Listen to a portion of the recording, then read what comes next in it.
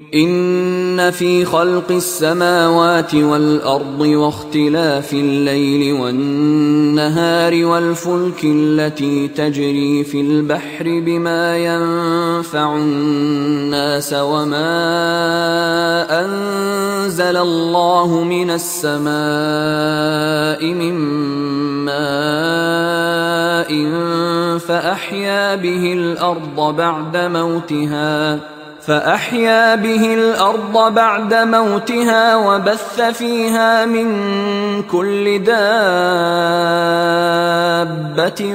وتصريف الرياح والسحاب المسخر بين السماء والأرض لآيات لقوم يعقلون۔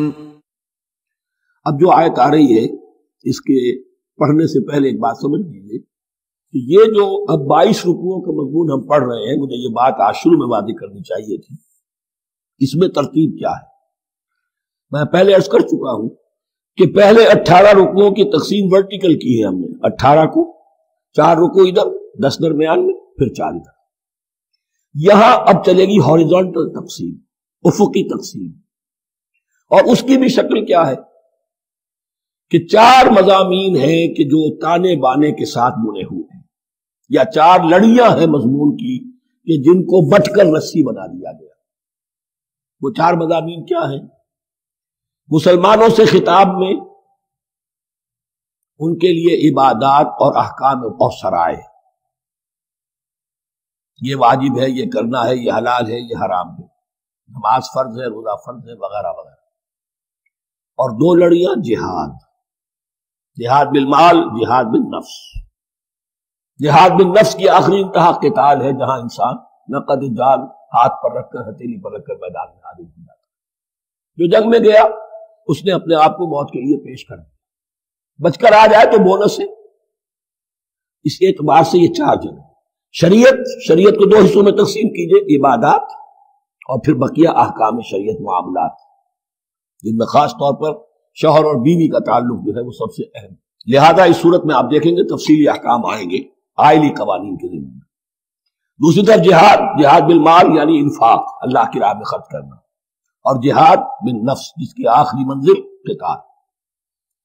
اب یہ 4 لڑیاں اس طرح سے ہیں، فرض کیجئے ایک لال لڑی ہے، ایک پیلی ہے، ایک نیلی ہے، ایک ہری ہے، ان کو بٹ دیا گیا ہے۔ جب ایک طرف سے دیکھیں گے تو کٹا پھٹا نظر آئے گا، رنگ لال نظر آیا، پھر پیلا نظر آیا، پھر نیلا نظر آیا، پھر ہرا، پھر لال، پھر نیلا، پھر پیلا، پھر ہرا۔ تو ایسا معلوم ہوگا جیسے کٹے پھٹے ہیں مضامین۔ لڑیاں کھول دیجئے، معلوم ہوگا ایک لڑی وہ بھی بڑی مسلسل ہے، جہاد بالمال کی، ایک لڑی ہے جہاد بالنفس یعنی قتال کی، ایک لڑی ہے جو عبادات کی، ایک لڑی ہے معاملات کی اور شریعت کے احکام کی۔ یہ 4 لڑیاں، اور یہ تانے بانے کی طرح بنی ہوئی ہیں، لیکن اسی بنتی میں بہت بڑے حسین پھول موجود، طویل آیات عظیم ترین آیات قرآن مجید کی۔ ان میں سے اب ایک آیت یہاں آ رہی ہے، اس کو میں نے عنوان دیا ہے آیت الآیات۔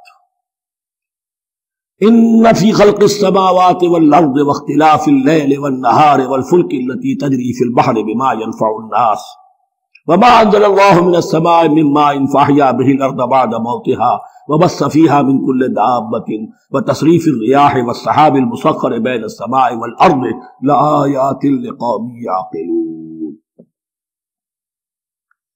اتنے فینومینا آف نیچر کسی ایک آیت میں جمع نہیں ہے قرآن۔ اللہ تعالیٰ تمام فینومینا آف نیچر کو اپنی آیتیں قرار دیتا ہے، آسمان اور زمین کی تخلیق، رات اور دن کا الٹ پھیر مختلف جگہوں پر، اور یہ جو ستارے ہیں اور یہ جو بھی نباتات ہیں زمین کی، ان میں سے آیتیں ہی آیت۔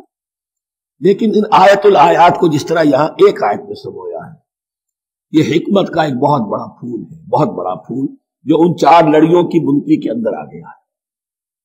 یقیناً آسمان اور زمین کی تخلیق میں اور رات اور دن کے الٹ پھیر میں، اور اس جہاز میں یا کشتی میں جو چلتی ہیں سمندر میں یا دریاؤں میں، وہ سامان لے کر جو لوگوں کو نفع دیتا ہے، بما ينفع الناس، وما انزل اللہ من السماء من ماء، اور اس پانی میں کہ جو اللہ نے اتارا ہے آسمان سے، فاحیا بہ الارض بعد موتها، اور پھر اس سے وہ زندہ کر دیتا ہے زمین کو اس کے مردہ ہو جانے کے بعد.